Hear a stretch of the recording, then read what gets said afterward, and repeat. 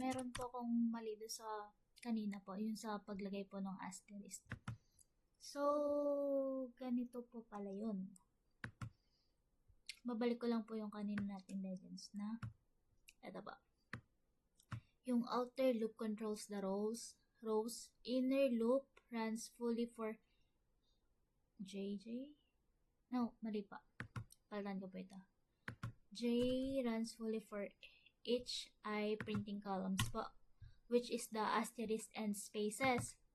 So, dun po tayo sa una, yung print leading spaces. Lagyan na lang po natin spaces. Yan. Spaces and stars. Let's say stars. So, ayan po. Yun yung po yung sa inner loop, which is ito pong dalawang to.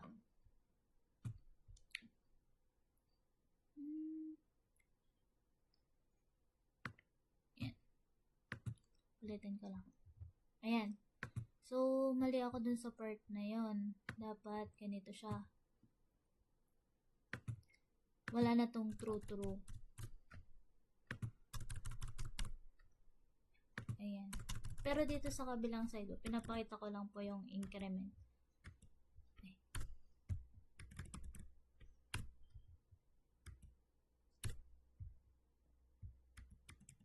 Ayan po. Increment part po. Tapos, dito sa, let's proceed na po dito sa 3. Dito sa 2 plus 1 equals 3. So, 3. So, 3. Tapos, balik po tayo dito sa formula na to. Ayan po. Mamaya ko pabalikan yun sa may spaces kasi hindi ako nakapag sa kanya. Kasi nag-stop ako. Dapat, ito po kasi yun. Itong part na to. Ito yung sa spaces. Dapat may computation din ako dyan.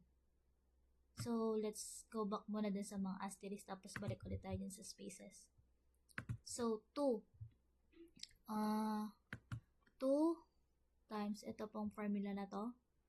2 times n. Rn, the value of n is 5. 5 minus value ng minus I. The value of I is, saan ako? Tama ba? The value of I is 4 or 3. If this is 3, then minus 1. Unahin po muna natin itong 5 minus 3 kasi yun yung nakaloob sa parenthesis. Ito po, n minus 1. 5 minus 3 is 2 minus 1 is 1. 2 times 1 is 2. So, yan na po.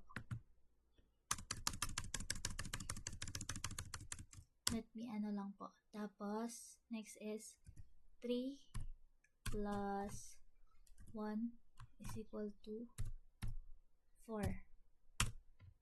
Then, kaya, last iteration na po ito.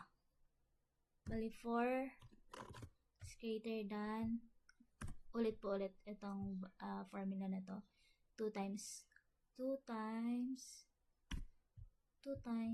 value of yung n po muna, which is 5, minus n, which is 4, minus 1. Unahin po muna ulit natin ng 5 minus 4. 5 minus 4 is 1 minus 1 is 0. 0. Tama ba? Magiging answer na dito is 0. Mali. Hindi 0. 2. 5 minus 4. Tama ba? Kanina dito ay 3. 5 minus 4 is 1. 1 minus 1 is not 0. Dapat something 1 ang lalabas. Dapat ito ay 3. So, mali. 3, 5, 3. 1,